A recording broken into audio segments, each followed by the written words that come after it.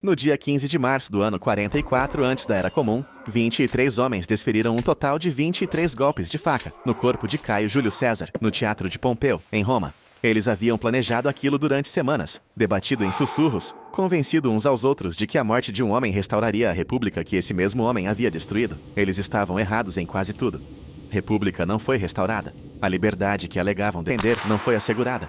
E em menos de 3 anos, todos os principais conspiradores estavam mortos, quase todos de forma violenta, vários pelas próprias mãos, em circunstâncias que as fontes antigas descrevem com uma precisão que sugere que a história organizou seus fins com uma intencionalidade que a história raramente de fato possui.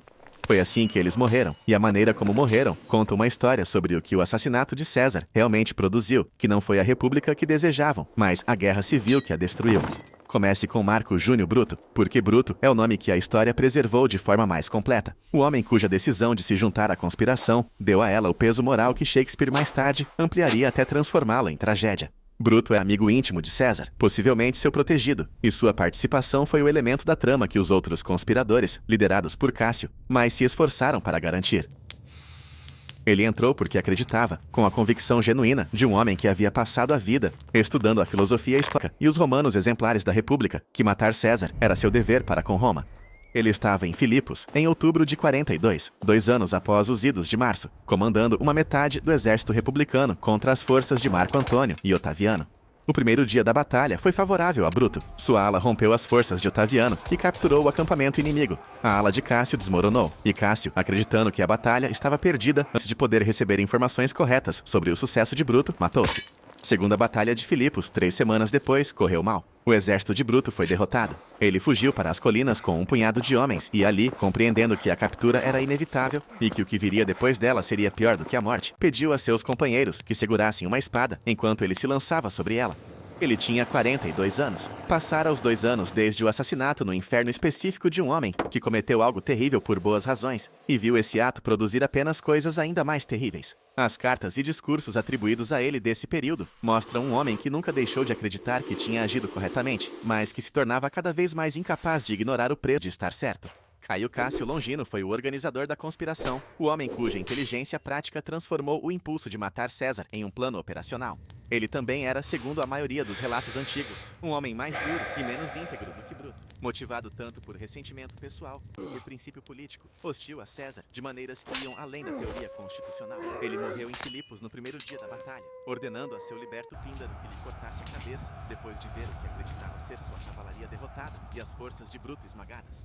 Ele estava errado nas duas coisas. Sua cavalaria havia recuado em boa ordem e Bruto havia vencido em seu lado do campo. Morreu por interpretar mal a situação que passara, a vida tentando controlar. 10º Bruto. Albino é o conspirador de quem a história mais completamente se esqueceu, o que é notável, dado que ele foi, sem dúvida, um dos mais importantes do grupo. Foi ele quem persuadiu César a ir ao Senado no dia 15 de março, apesar de suas hesitações, acompanhando pessoalmente e garantindo que o ditador entrasse na armadilha que os outros haviam preparado. Era um general de confiança, amigo próximo de César, homem com frota e exército, que poderia ter sido uma força relevante após o assassinato. Não foi. Marco Antônio o declarou inimigo público. Seu exército se desfez e ele fugiu para o norte através da Gália, tentando alcançar Bruto na Macedônia. Não conseguiu. O chefe gaulês chamado Camilo, agindo sob ordens de Marco Antônio, capturou-o e matou-o no fim de 43. Ele provavelmente estava no começo dos 40 anos. Sua morte foi anônima e sem testemunhas, como a de um homem que apostou no lado errado da história e foi apanhado na estrada dos derrotados. Caio Trebônio foi o conspirador que manteve Marco Antônio ocupado do lado de fora da Câmara do Senado nos idos de março, enquanto o esfaqueamento acontecia lá dentro. Um papel que exigia a frieza específica de um homem capaz de conversar, enquanto seus colegas matavam um dos homens mais poderosos do mundo a poucos metros dali. Foi o primeiro dos conspiradores a morrer. No começo de 43, menos de um ano após o assassinato, Públio Cornélio Dolabella, um comandante cesariano, capturou Trebônio na cidade de Esmirna, na Ásia Menor, submeteu-o a 2 dias de tortura e depois o executou. Sua cabeça foi enviada a Roma. Disse que Antônio a usou como bola de futebol, o que pode ser apócrifo, mas transmite com precisão a temperatura emocional daquele período. Públio Servilio Casca desferiu o primeiro golpe nos idos de março, um golpe no pescoço de César, que não foi limpo, que não matou, e que César tentou agarrar com as próprias mãos antes que as outras lâminas viessem. Ele sobreviveu às consequências imediatas do assassinato e ainda aparece no registro histórico por mais 2 anos, lutando do lado republicano. Morreu em Filipos ou depois de Filipos, pela própria mão ou em combate, em circunstâncias que as fontes não registram com precisão. Seu irmão, que também estava entre os conspiradores, morreu aproximadamente na mesma época. Os irmãos que haviam dado juntos o primeiro golpe desapareceram juntos da história. Quinto Ligário havia sido perdoado por César por lutar contra ele em uma guerra civil anterior e retribuiu o perdão juntando-se à conspiração. Morreu nas proscrições de 43, as listas formais de inimigos do Estado, publicadas pelo segundo triunvirato de Antônio, Otaviano e Lépido, que autorizavam qualquer cidadão romano a matar os nomes ali listados e receber uma recompensa. As proscrições mataram centenas de pessoas e consumiram a maior parte dos conspiradores restantes que ainda não haviam morrido em batalha. Elas foram, em sua brutalidade oficial metódica, a ilustração mais clara do que o assassinato realmente produziu, não o fim da tirania, mas a sua multiplicação. Lúcio Tílio Cibro foi o homem que puxou a toga de César para mantê-lo no lugar quando as adagas apareceram, a âncora física do assassinato. Ele surge nas fontes como comandante naval da causa republicana após Filipos e depois desaparece. Provavelmente morreu nos combates posteriores à batalha, ou nas proscrições, ou nas rodas seguintes de violência produzidas pela guerra civil após Filipos. As fontes não registram sua morte porque naquele ponto já havia outras coisas a registrar.